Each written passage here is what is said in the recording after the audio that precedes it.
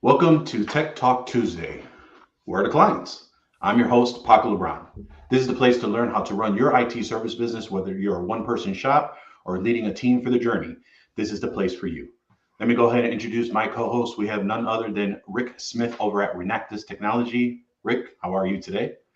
Doing okay. A little, a little stressful at the end of the day, but I'm making it. Can't complain. No worries, no worries. And then I'm really excited to have our special guest today. We have Matt Wren, VP of Business Development over at Moser Consulting out of Indy. Matt, how are you today? Doing great, man. Just trying to get through the week. It's Tuesday. I hear that. I hear that. But I think we have a really great conversation that we're going to start to today, and plus to learn a little bit more about you. But before we go into that, I like to talk about one of my favorite things, probably the favorite thing I have before September, and that is TechCon Unplugged.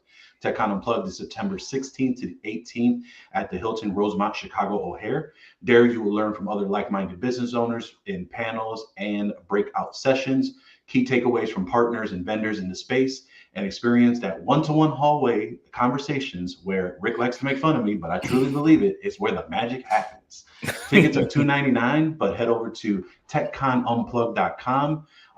There will be a lot of new updates on the website, a lot of great content that we're discussing, and more updates to come. So get your ticket today, techconunplugged.com. All right, Matt. So again, really appreciate you coming out today. I know it's a Tuesday night. You could be doing other things than hanging out with the two of us. But for those, you're new to the podcast, you're new to the community. Why don't you talk a little bit about what's your intro, what's your origin story, and how did you get into the space / how did you ended up over at Moser? Yeah, and thanks to you both for having me on here. Looking forward to the conversation today. So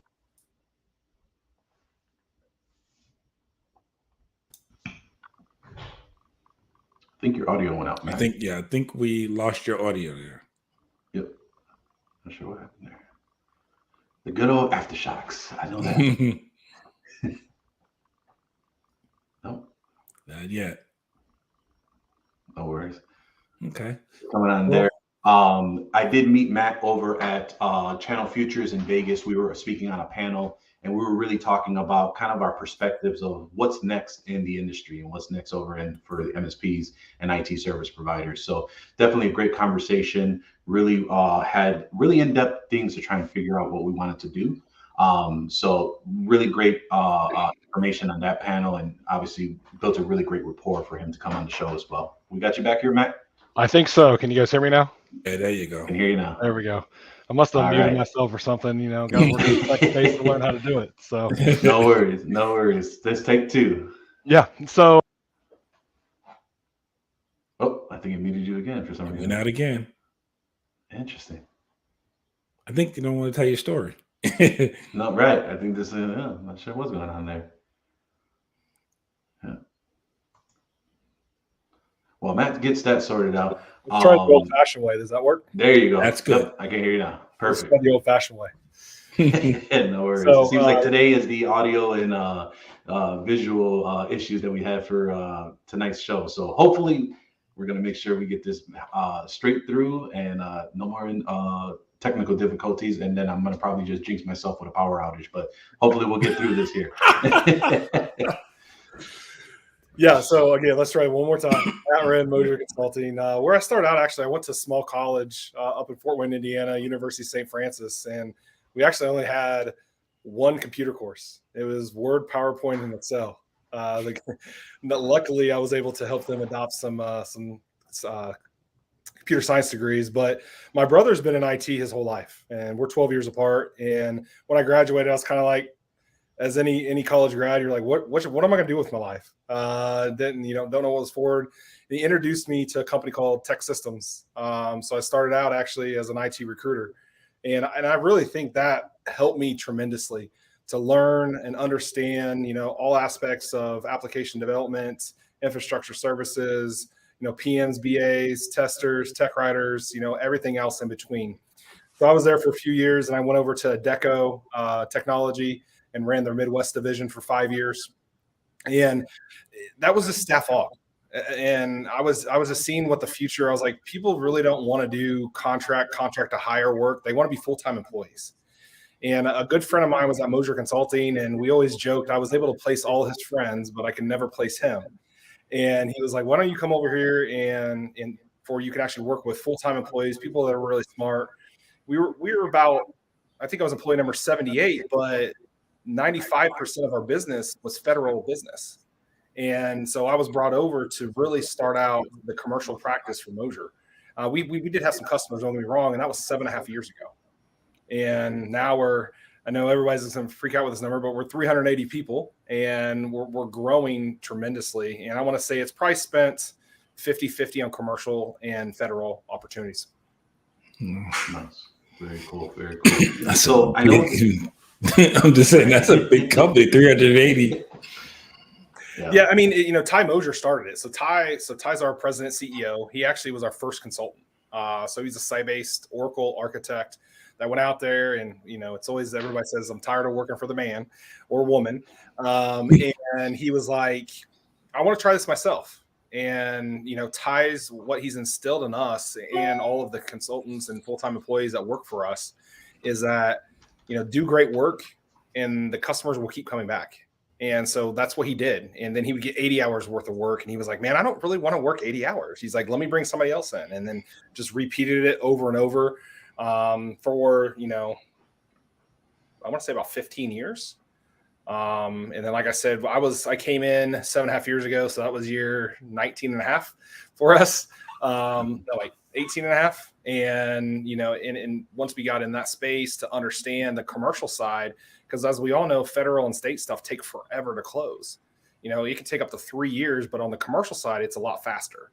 Well, depends on the customer. Let's rephrase it. Right. We have opportunities that close in a week and opportunities that take 7-8 months to close on the commercial side too. So. Gotcha. Yeah. And then you guys do quite a bit of just everything, right? You have analytics, you have the MSP space, you have other things as well. Kind of dive in a little bit more of how that portfolio has kind of expanded as the years kind of went on. Yeah, we've rebranded a few times, but this is hopefully our final rebrand. And I'm trying to get used to this. We're getting ready to roll out our new website, but we have 5 divisions now. One is strictly federal, and then the other 4 divisions support federal and the commercial market. So application services, your .NET, your Java, your open source, mobile, human-centered design, really focusing on what people want to build custom apps. We have about 120 people in that space.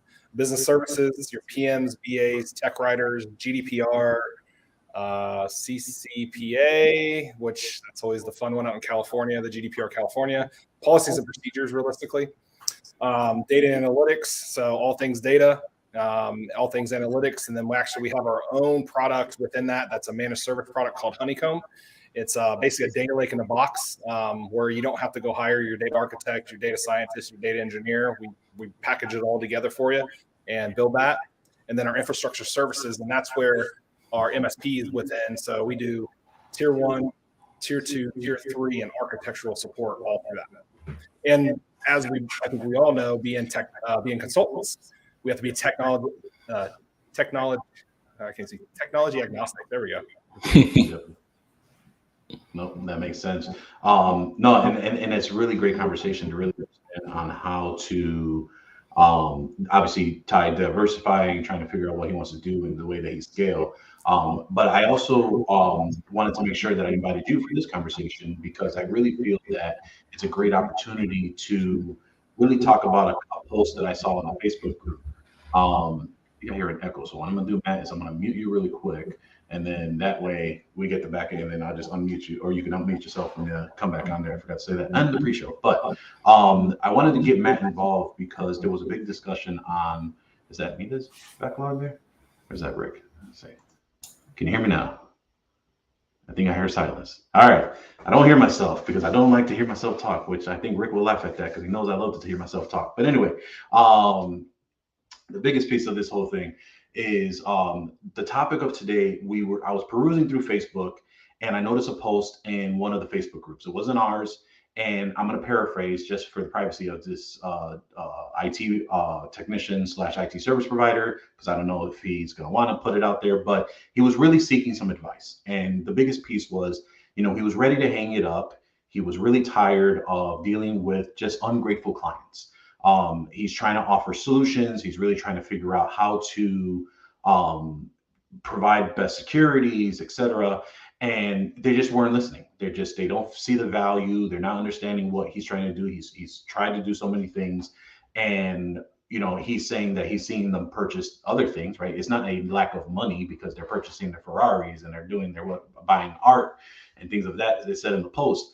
And he kind of dived into it a little bit more, really talking about, but before all of you are going to tell me the same thing, fire the bad clients and get the good ones. His question was, where do I find those good clients? And he says that he doesn't want to pay $1,000 a month for marketing or advertising services without any prospects to justify the cost per month, because he knows that that's going to be a long game, and he doesn't have the ability to pay that to help grow that value moving forward. So he wanted some solid advice from the communities that they were in. They kind of gave some advice on there. But I thought that it would be great to where all three of us, being that we kind of built out our own business segments in a different way, but also went grassroots and trying to figure it out from there. So I guess I'll go ahead and throw it over to Rick. And Rick, when you hear, trying to figure out where to find the clients and how to support your business, what comes to mind, or what are some things that you kind of did to try and break out and really get what you were worth to get some good clients that were going to pay you in the long run? Well, the first thing I'm going to say is welcome to the club, because, the problem, honestly, is, I'm not trying to be a smart ass, but the problem is not unique. It is something that we all go through. And how you solve the problem or attempt to solve the problem is really, it's going to be based on a few things. If you have budget, if you have funds, I'm going to say this: marketing is always going to be your best option for new clients. You'll hear the story, and I'm one of them who started out really good. Business started out good and continued to grow for a while based on referrals, but eventually that dries up. And if you don't have, and if you have not marketed your business out, you get to that point where it's like, I'm stuck now. How do I get clients? How do I get business? And so, the truth of the matter is we all have to market, and marketing can cost. There are, do-it-yourself ways. There are, I don't know, you can go from the $100 guy a month to the Robin Robbins to the, wherever for ideas. I've learned, I'm learning, let's put it that way, that consistent marketing will eventually pay off, right? So I would say, hey, keep the faith. If I'm giving the speech to someone, keep the faith, keep marketing, find creative ways to reach out to new customers. Now, I'm going to try to keep this short and preface it with two things. Back to the issue with clients who don't see the value, you're going to have that. And the old sales addict is, you go to sell a client, either he sells you or you sell them. You have not convinced the client that what you offer is of value. But 9 times out of 10, that may be true. That other 1 out of 10 times, it's just that the client, it just doesn't matter to them. How many of us, and I'm speaking to the community, you've had clients who've been breached, whether it's been a severe ransomware or it's been some kind of slowdown, and they still, after they get out of it, they still won't invest in what it takes to protect them from the next time it happens, right? So you're going to have those clients. So those people, the answer is don't deal with them, because they're just going to continue to have you spinning your wheels and feeling like you're backed into a corner and feeling helpless.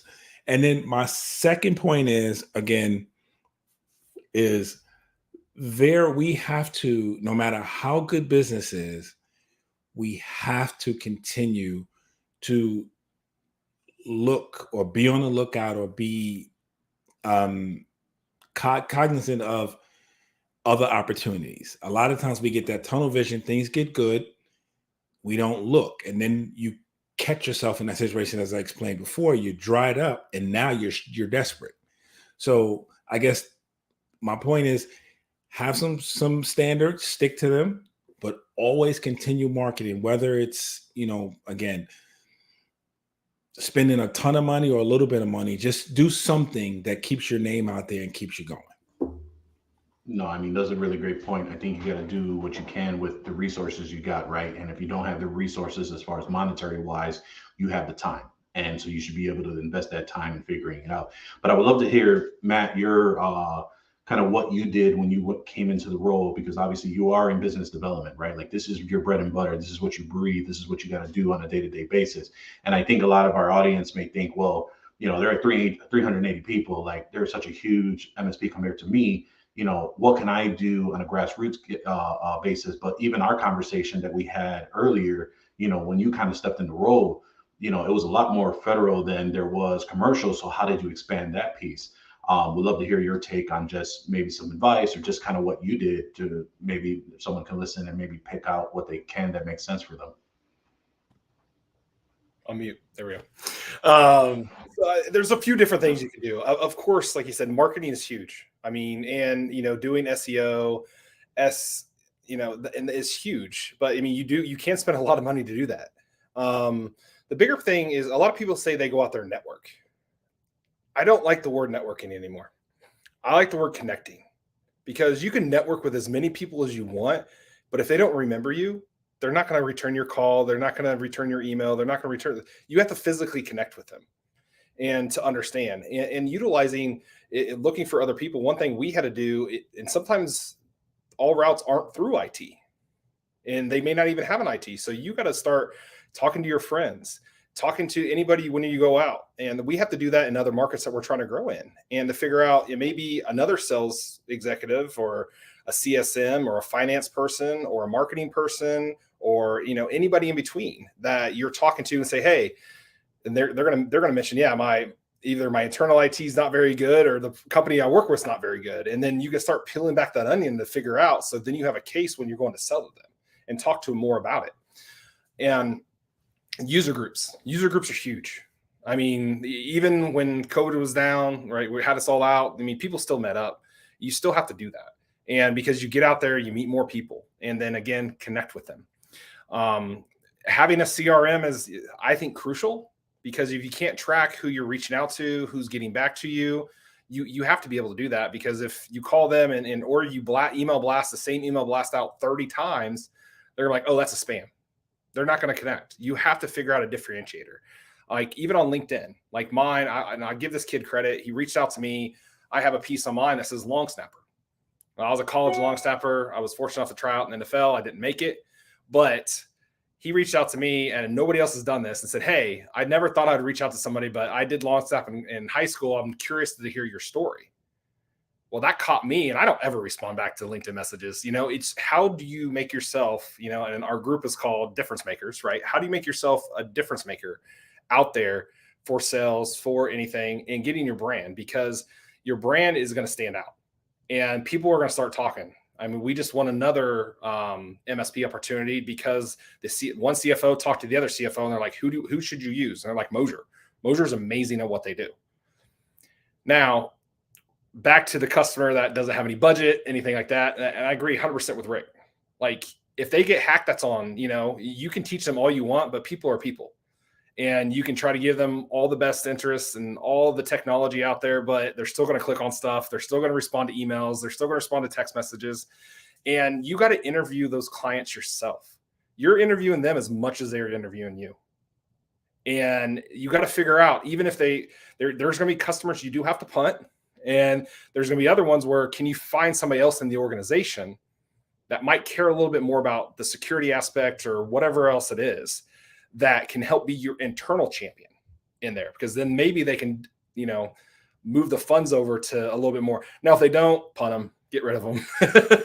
I mean, unless they're paying you a boatload of money and you're happy with what you're doing out there, and they signed a waiver that if they get hacked, it's not on you, then keep them. But other than that, it is a tough thing to let a customer go. But at the same time, if somebody asks or they see that you got breached and then they see you're the MSP, they're gonna think that you were the reason, and it could tarnish your name in the industry.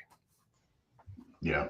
I mean, image is everything. And I think that being able to establish your brand, right? I think a lot of IT service providers, MSPs, when they look at themselves, when they start out, it's really person, IT guy, right?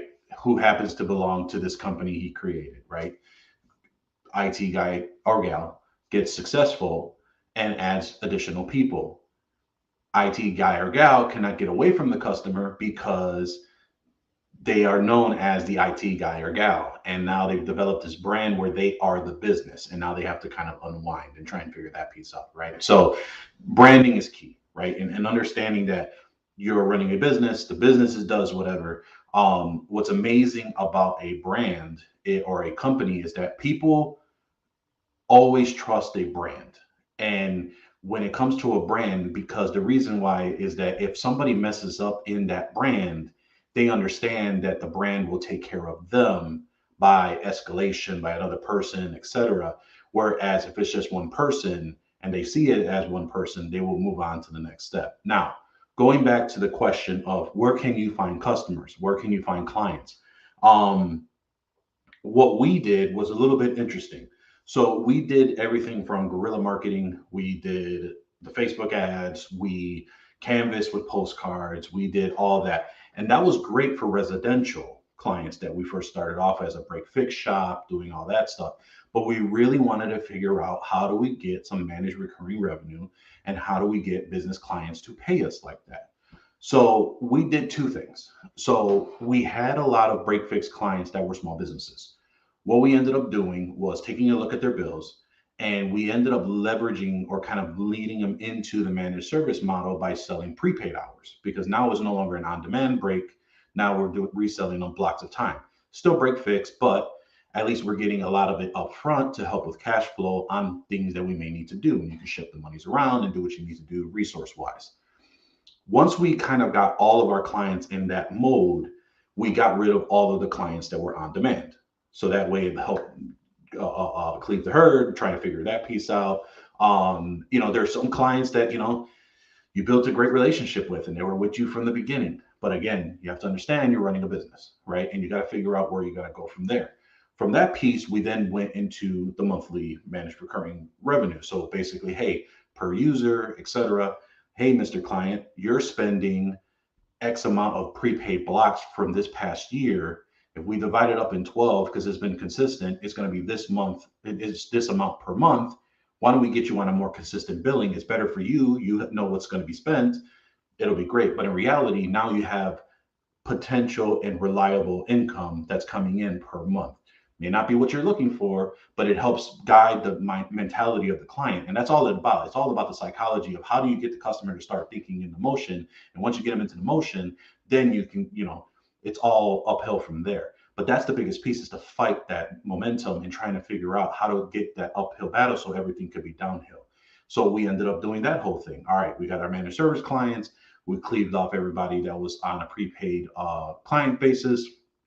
Now, which of our clients are not paying us our full value? Which ones are the ones that are causing more hours, more time on our inclusive relationship, inclusive contracts? And two things got to happen. Either we got to raise the rates to meet the demand and hire the specific people, or if it's really ridiculous, get rid of those clients and fill it in with other clients that are going to be of the same wealth. Now, this may sound all great. This is great. But Paco, you still didn't answer my question. How the heck do you get the customers? So what we ended up doing was we actually partnered with a bigger MSP in the area. So at the time, we were so small. It was actually just me, small MSP at the time, back in 2017, I think it was, 16, because that was when we made that transition from break fix into recurring and actual managed services. So we partnered with this bigger MSP. And the great thing about the bigger MSPs is their processes are set. They have all of their qualifications. They know which one are quality customers. And the agreement we had with this bigger MSP, and I can't say who it is because of NDA, but the point is that they basically said if they don't meet our criteria, and the biggest criteria was user size, we will pass them over to you for a referral fee. No problem. Built out a great agreement, handshake deal. So, and in the beginning, we had a couple great leads.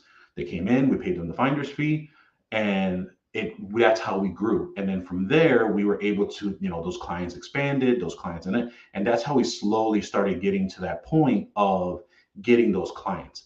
I will tell you, every one of those referral clients are still with us, / probably have been our most qualified, most interested about security, understanding where we're coming from because they know the value and they were looking for that. And because the greatest piece about it is that bigger MSP helped us qualify. We didn't have to figure that out. And from that, we were able to learn from them to help qualify on our own stuff.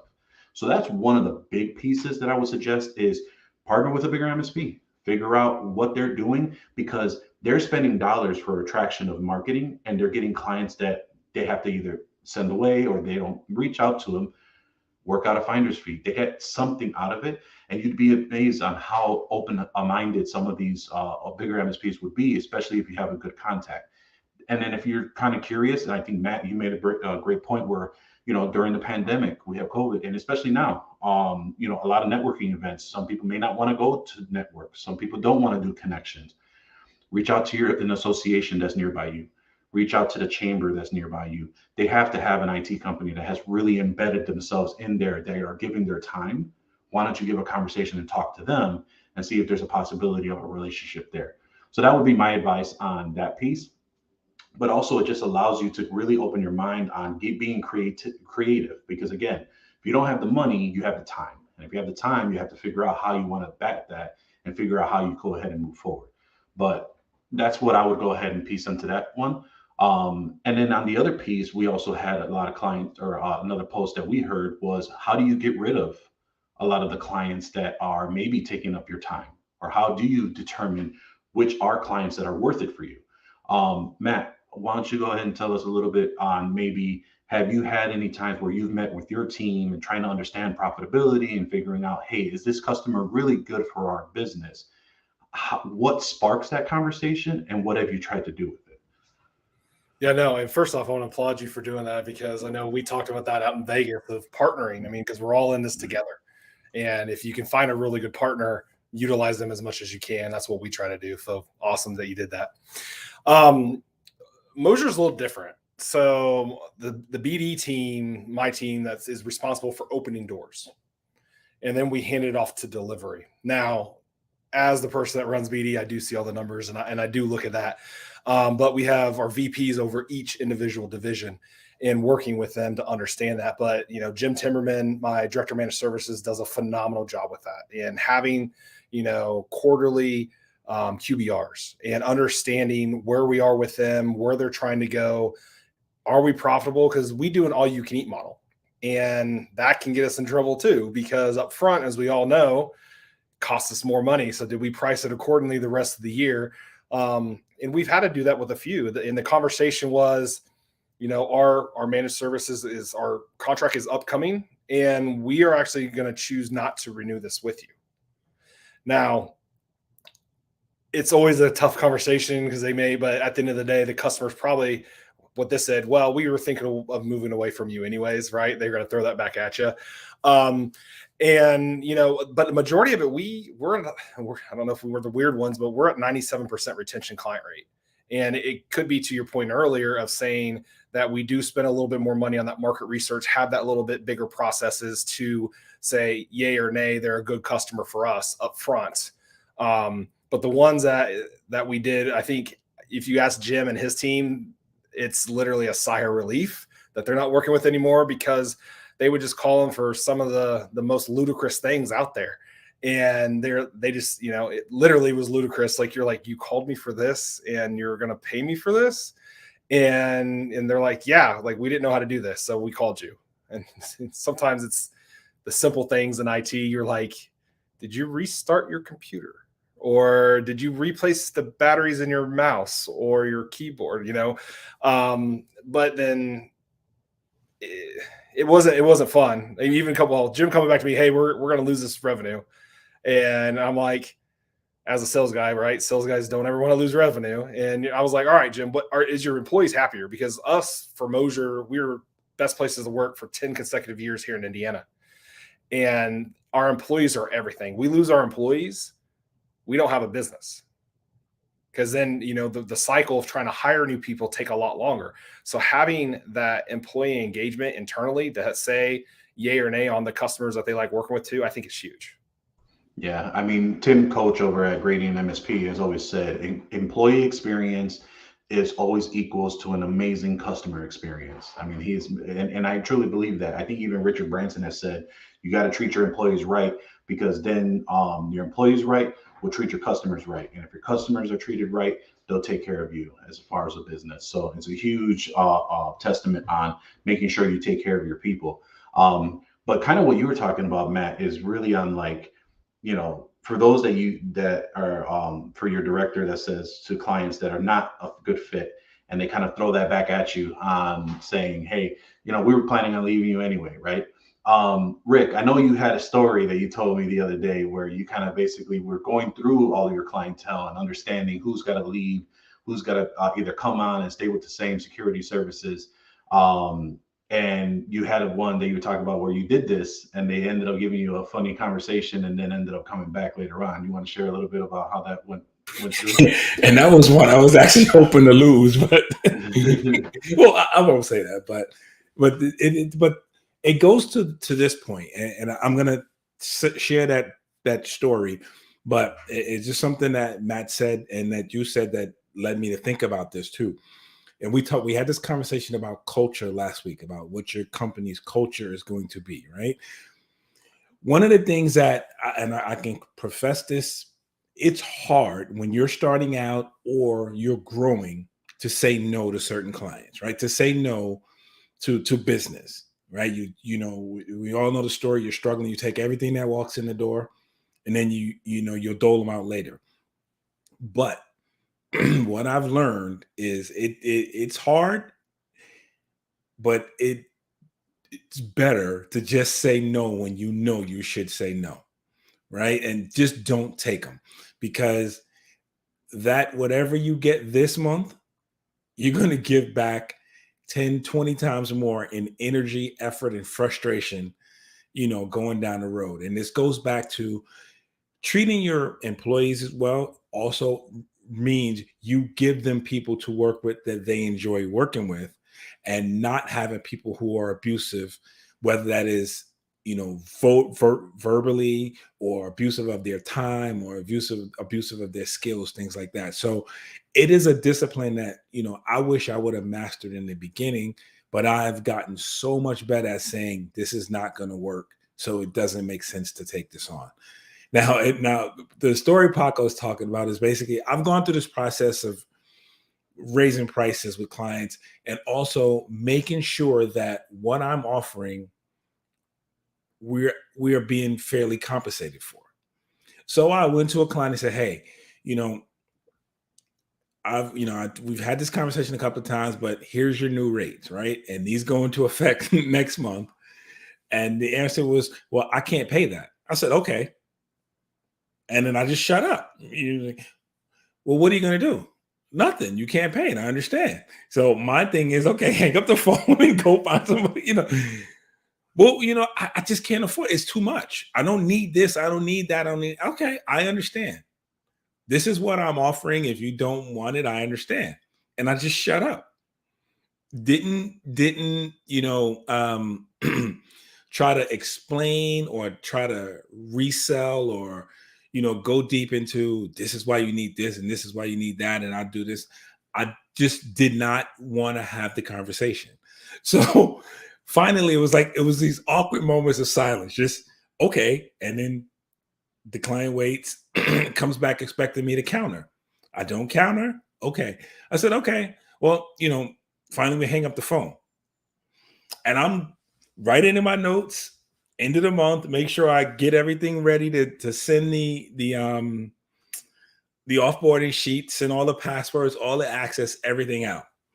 No sooner did I finish writing it all down, write a note to make sure I terminate at the end of the month, the phone rings. Okay, I'll do it. and you know, in my head, I'm like, are you sure? Because I really want to say, no, don't worry about it. But you know, what do you say now? Right. And it's not a case of this was a bad client or a, someone who really did abuse my time, but it was just one of those, it was at that point where I was like, I want people who are just going to see the value, understand what it is, and we can partner that way. And to me, I feel like this is a client I had for a long time. And a lot of times with clients, it's about relationships, right? We build strong relationships with our clients. When I was going through other clients and saying to them, hey, we're going to raise the rates, we're going to do this, I had 2 clients just say to me, I don't even care what we're going to do. I trust you. Go ahead and do it. What is it going to cost me? Right? He doesn't care that I'm going to change. We're going to add a password manager. We're going to add this. We're going to add. He didn't care. It was basically, tell me how much it costs. You handle the rest. I don't really care about that. And the other one said to me, can you just send it to me in writing? He said, I'm telling you right now, it's good. Send it to me in writing, so I can sign something, so I can have a copy of it. And other than that, I'm fine.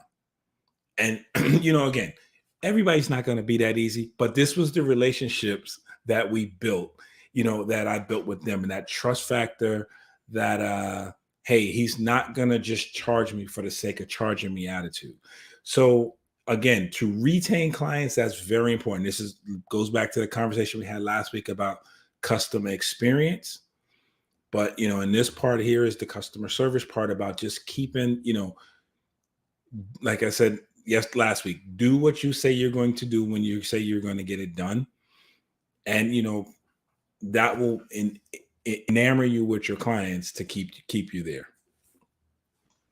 Yeah, no, all great points. And just, yeah, because when you told me that story, I just I laughed because, yeah, I've had quite a few of those where I kind of thought that, yeah, I totally would not see them again, gave them a referral on who to go talk to. They actually didn't like who I sent them to and came back and said, I don't know if you tried to sabotage me, but we need to come back to you and see, because this is just not going to work out. But I'm curious to hear from you, Matt, on the qualification and the investment you made in the qualification process. Is there something that has stuck out with you where you could say these set of questions have really either really gave you an insight of who that customer is before you kind of brought them in, or B, some type of question or type of questions, or the way you went about asking the questions allowed you an insight on what would be beneficial to the business, if you were to take them on? Yeah, I mean, a big thing is the interview process of getting to know them. I mean, literally spending time to understand what their core values are.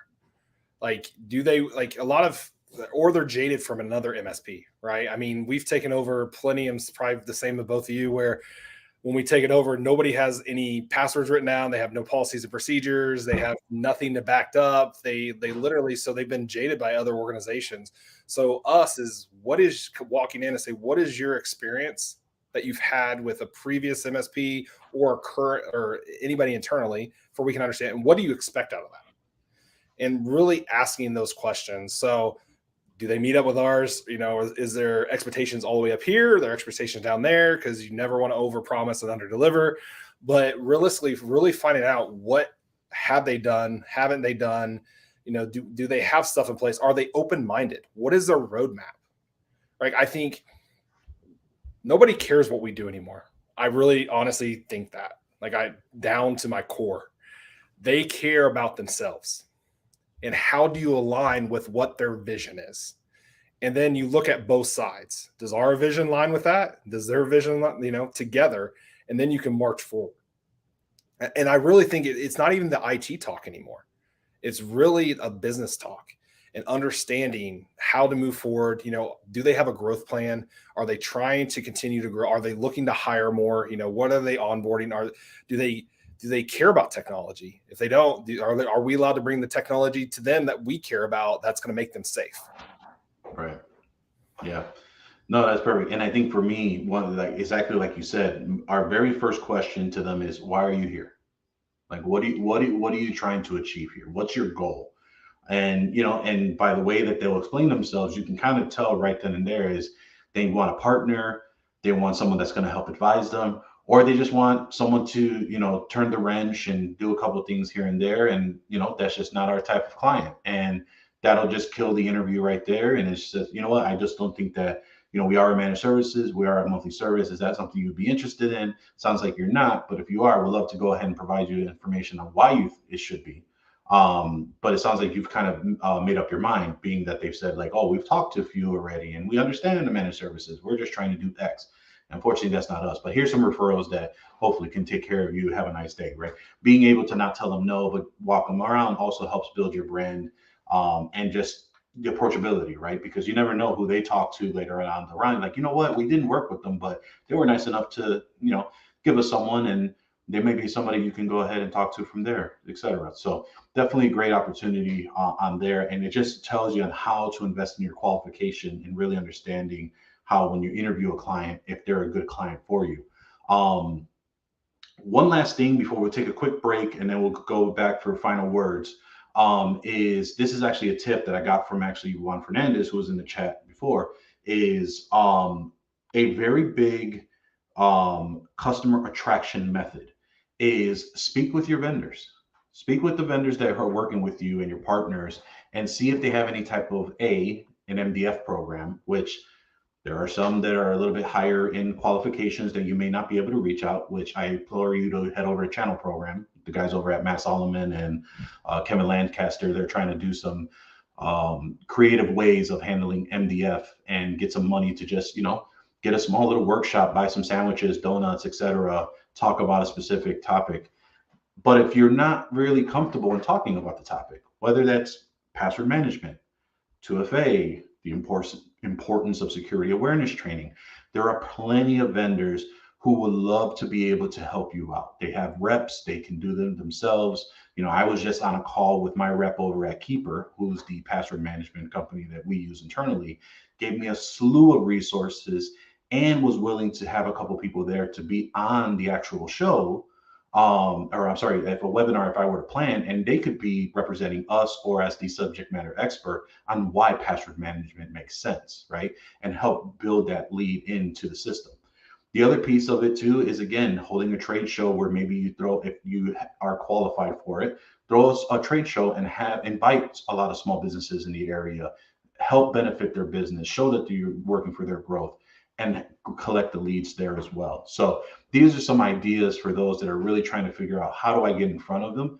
Again, like I mentioned, Keeper, there's the guys over at CyberGuard 360 that help with a strategy of offering free security awareness training to put your foot in the door, training sessions with your association. So these are a few guys that I know that are helping there, and there are plenty others that are out there that are really trying to do the same. Acronis has a really great program as well for their people. So these are just a few that we work with, that we know of, but there's plenty that are out there that can do so as well. So I implore you, leverage your vendors, because again, they want to be partners. They want to see you succeed, ideally, right? They don't, hopefully they're just not viewing you as a cash bucket of coming into their system, but they really want to help. And it should always be a two-way street. I have said this, screaming from the top of the mountain, is that every vendor should be helped by us, and they should be helping us as well in return. It should be a two-way street as we kind of move forward from there. Go ahead. Go ahead. I'm sorry, I didn't mean to cut you off. Go. No, I was going to take a quick break, but if you got some. 1 second. I just wanted to feed off of something you said, because when we talk about, in getting small businesses to groups, or finding a way to bring them together to talk, use your current clients to find out what's really important to them. We speak geek all the time. Well, we speak tech all the time, right? So we think cybersecurity, we know that's the most important thing. We think backup, we think this. clients just want their stuff to work, right? So if you ask your client, he's not going to tell me, I want you to protect me against ransomware. I want to make sure that I have the late, he or she is not going to say that. They want their customers, they want their employees to be able to have a working system that allows them to satisfy their customers, and in turn allows for their business to run smoothly. Now, in between that, we do all of the tweaks with the cybersecurity, with the application control, whatever we do to make that run smoothly. But they don't speak that language, and I think that is a mistake we tend to make sometimes. If you look on everyone's website or a lot of people's websites, we don't speak geek. But you do, right? But your clients don't. So I'm just saying, if you speak to your current clients and say, hey, what's the most important thing to you about all of this? I guarantee you it's not going to be half the things you sell them. They're not going to talk about EDR or, password protection, or they're not, because they don't think that way. So it's just one of those things. And I think we should talk about this in another segment about marketing. But one of the things we have to do a better job of is meeting our customers where they are and not where we want them to be. And I'll leave it there. One more thing on that, because I think a huge point, something that's really worked for us is partnering with bank sales reps and the commercial side. Because guess what? They got credit cards, and especially if you don't, it's the same thing as your vendors. So say, hey, can you bring some of your customers that we can talk to them, or even insurance providers that provide cyber insurance? There's a lot of them out there, right? They're going to put the money up to talk to people. So maybe you bring some of your customers, they bring some of theirs. If it's a Top Golf or whatever it is, right? Thing. I think that really works. So that's something I really believe in too. Yeah, don't be afraid to ask. That's the biggest piece to really try and drive home, is that there are plenty of resources there. You got to be creative. Again, if you don't have the resources, you have the time, find the time to find the money. And that's what I would say for that. But I'm going to take a quick break to talk about how everyone here can support the show. We are actually making some changes over at the Patreon website, patreon.com/MSP Unplugged. If you are supporting us, previously, it was $1 a show. We usually do about 4 shows in a month. We are actually going to haven't been posting in the Patreon group for quite some time, just because of transition and things of that nature, because a lot of our really value has been inside of the community group inside of Facebook, right? And that's really where people have really been joining, right? That's their entry of admission to try and get access to a lot of the resources that we have in there. And just a lot of great community talk there. Starting June 1st, we will be actually updating the subscription to that Patreon. So you will be starting to see that come out again. For those that are supporting, it'll be $5 a month, close to the $4 you would have been paying anyway for the month. Some months would be an extra $1 there, but for the $5, you are actually getting access, obviously, to the community for the Facebook group. You are also going to be gaining access to a lot of discounts. We're working with a lot of vendors to understand what we can do for discounts and exclusives. And specifically discounts for our events. Any of our events that we have, we will always make sure that the community is always making sure that it's taken care of, and you will always have the first to know, first insights of things, along with a lot of great things that we're building out for specifically the community. We have a couple vendors that are going to be doing some sessions specifically for us that our community have asked for, certain vendor trainings, certain vendor experiences. So we got a lot of that coming as well, plus more. So definitely encourage you, if you are not a member or a subscriber, head over to patreon.com/MSP Unplugged. Also, I would go ahead and tell you that if your credit card is expired or haven't been committing and you're in the Facebook group, slight nudge, head over to patreon.com/MSP Unplugged. People are supporting and they're paying. It's only fair that you contribute and do your share as well. So that would be my piece for that, and come back to rounding out the show. I want to go ahead and read an email that we received actually this morning, and it kind of highlighted about our conversation that we did last episode about customer experience. I'm not going to read the person's email because he probably didn't know if it would be read on the air. I'll just go ahead and read the contents. But it says, hey guys, I listened to your recent podcast on customer experience, and I thought I would shoot you a quick note to offer a different perspective as it relates to client versus customer. I actually consider the exact opposite from your view. I actually consider client to come off as very transactional. Accountants, lawyers, people are just seeing you as someone that bills time towards versus a valued customer, one that is more personal relationship. With that being said, it does make me wonder what our customers think, and that's what truly matters. So appreciate them emailing in, and we encourage those to email in and give your perspective of what's going on just with any of our shows. And I think that's a great insight for those that are, we're just two talking heads usually on here every Tuesday and talk about our opinions. We don't know everything. If there's one thing I know, is that I don't know everything. And that's a quote stolen from John Davinsky, and I'm sure he took that for someone else. So with that, I know I can't even believe that we're already at the top of the hour. This has been a long time that we've been able actually to talk this much to get to the 7 o'clock hour here in Central, 8 o'clock Rick's time in Eastern, and probably over at you, Matt. So why don't we go ahead and take it home? Any lasting thoughts that you have on just finding customers, those kind of in the trenches, trying to figure out what to do? I'll start with you, Matt.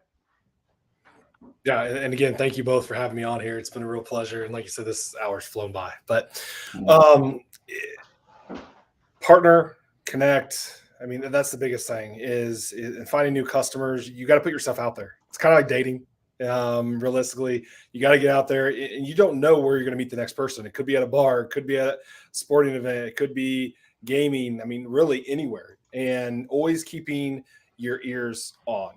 And actually, there was one quote. I was just at Red Hat Summit. So if anybody's interested in that, or Paco, anything I can do to help with that, I can get somebody on there. But a lady named Bozoma St. John, she's actually the CMO of Netflix, just was inducted into the Marketing Hall of Fame type thing. It was very interesting. She calls it ear hustle versus eavesdropping. And I love it. Love everything about it. So thank you for sharing that with me at Red Hat Summit last week. But you're always listening. Like she would keep her like having your AirPods in, not having the music on, but listening to your surroundings, what they're talking about, because that's going to give you your next idea and understanding what they're listening to. And you're not eavesdropping, you're ear hustling. So if I can leave everyone with that too, I love it. Nice. That's awesome. Matt, really appreciate you taking out the time to come out here. Rick, any lasting thoughts? Hey, Matt, thanks again. I'm going to, echo Paco and thank you for coming out. It's good to have a guest and to bounce these conversations off of. Now, my lasting thought is just going to be, again, it's just, however you do it, all of you got some ideas from here. Just keep looking, keep hustling. Stealing Matt's word, but keep hustling, keep looking. Don't stop prospecting for new business. I'm going to give a shameless plug to TechCon Unplugged, which is in September, but we do have a couple of topics that will be talking about this. And I think one of the you hear Paco say this all the time, and I make fun of him, but it's the truth. Those one-to-one conversations or those spontaneous group conversations really is where the magic happens, because ideas are shared. Just something that worked for someone else or something someone tried that may not have worked for them may work for you. Things like that, they come and they end up being the smallest things sometimes become the most tremendous help to your business. So, from a perspective of someone who, was a guest of TechCon Unplugged for the past 5 years, 4 years, however many, 2 years. Well, it was the other stuff too, but I mean, there's some blurs on there, and but technically our show was the last 2 years. So, as someone who wasn't on this side of the fence, I just will still give my testimony of all of the great relationships, great ideas that I gained from them. So I use that just to say that as we talk about networking with our peers, networking, with other businesses out, other business groups, things like that, that opportunity, at TechCon and some of the things that we go through and we talk about and we discuss is probably a great opportunity for anyone, as we say, looking to grow your business. So with that, I'm going to say, go to TechCon Unplugged and get your tickets. We expect to see you there, hoping to see you there. We have a lot of great things planned. And I just want to add one more thing. There is a survey in the Facebook community. Paco re-put it out, I think, on Monday or Sunday. I would like everyone who can hear my voice, please go out and just take a couple of things if you find any of those topics interesting, or come up or suggest some different ones if it's something you want to hear or you want to see. This part of it, where we're winding down towards the end of this and getting these peer-led groups together, and we just want to make sure we take into account everyone's opinion, everyone's thoughts, needs, what they think they may want to see or they may benefit from. So with that, I'm gonna pass it on to Paco. No, again, really great episode. Matt, really appreciate you taking out the time to spend with us on this Tuesday. If there's anybody that wants to reach out to you and maybe pick your brain or just know a little bit more about you, what's the best way they can reach out to you? LinkedIn or matt.wren@moserit.com is my email. I got Facebook, so fine. Actually, I may be private on there. LinkedIn or personal email. Feel free to reach out to me. I'd love to help out however I can. I'm involved in a lot of different things. So we're all in this together. I mean, we really are. So however we can help each other out in one way or another, if it's not IT, if it's business, it's ideas, we're all here to help. Yeah, no, again, Matt, we built a really great rapport when we were in Vegas.